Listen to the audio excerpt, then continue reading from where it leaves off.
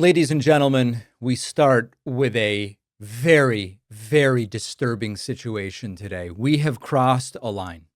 The President of the United States has deployed troops to Los Angeles and has threatened to arrest elected officials who won't obey him, including California Governor Gavin Newsom and Los Angeles Mayor Karen Bass.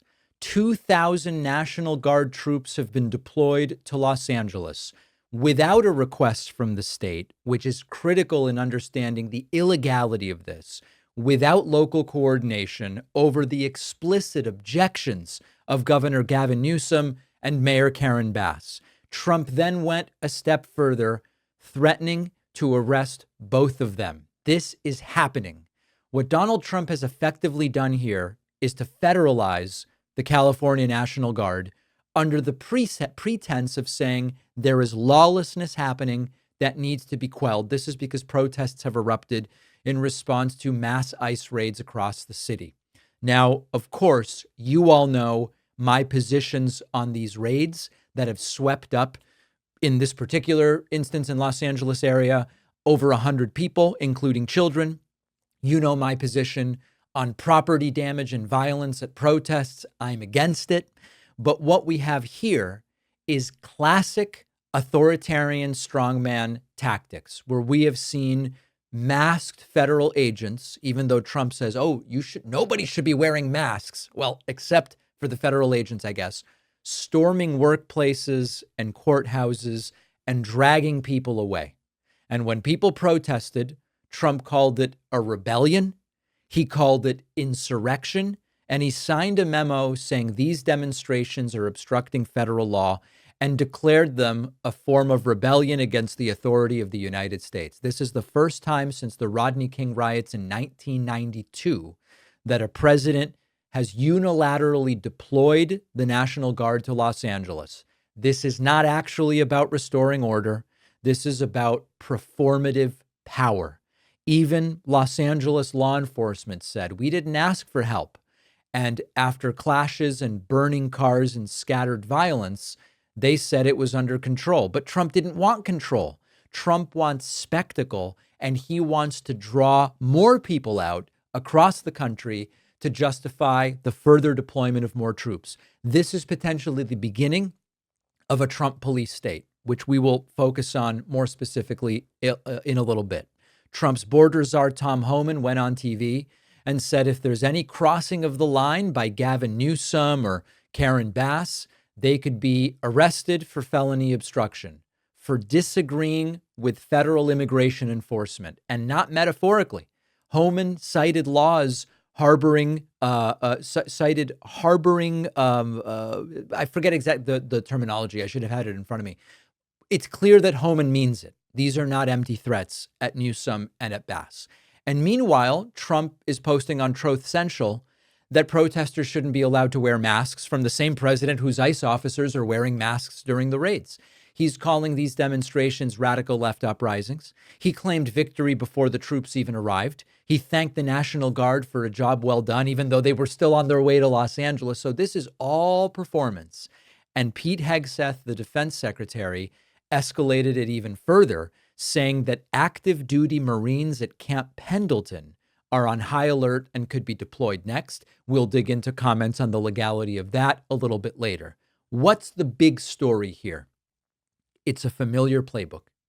Ruth Ben-Ghiat and other historians of 20th century authoritarianism have told us about the playbook many times. You create a crisis, that's the ICE raids and immigration enforcement to begin with. You blame your enemies. That's Newsom and Bass and Democrats and anarchists, as Trump wrongly says, anarchists. You militarize the response, and then you use force not to protect people, but to punish people. So this is so far from being about immigration that it's almost laughable to bring that up. It's about control. It's about dominating people, subjugating people, punishing sanctuary cities, humiliating Democrats, showing the country what happens if you try to resist. Gavin Newsom's calling it deranged. Bernie Sanders says it's moving the country rapidly into authoritarianism. And they're both right, because this is not law enforcement and this is not public safety. It's a president using federal troops against political opponents in a city that didn't say, hey, we need your help. Now, I want to back up a little bit. It's worth remembering that Trump didn't, on January 6th, say that this is an insurrection or that it is a rebellion.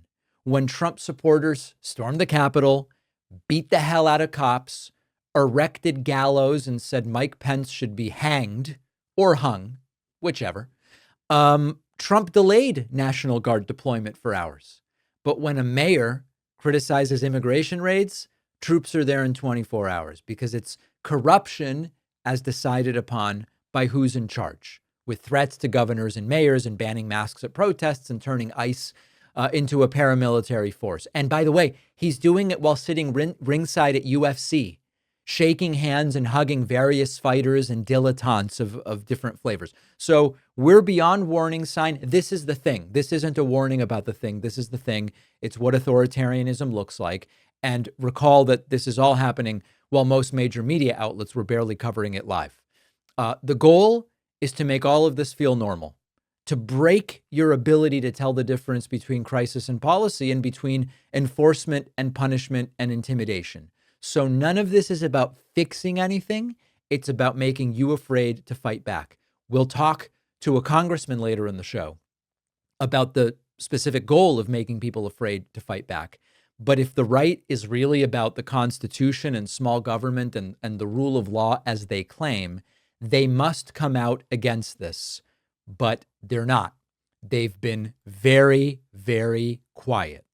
Many of us know all too well about the sticking, rubbing, and chafing that you can get with traditional underwear. Our sponsor, Sheath Underwear, have created unique boxer briefs with multiple ergonomic compartments in the front, which prevents skin on skin, and that means everything stays separate, comfortable, dry, and cool. You will have a boost of confidence when you're out and about. I've known so many people who were skeptical about those compartments, friends who say, I heard that ad for Sheath, what about those compartments? And then they try it, and then they're amazed at the comfort and breathability when they finally try it. You will thank yourself. Plus, Sheath has brand new materials like bamboo and mesh for even more cooling comfort. They will be the most comfortable pair of boxer briefs you ever put on. No more sweatiness and chafing and readjusting, especially at the gym. It's a lifesaver. Give Sheath Underwear a shot. I've had a great experience. I think you will too. Head over to sheathunderwear.com/Pacman and get 20% off with code Pacman. The link is in the description.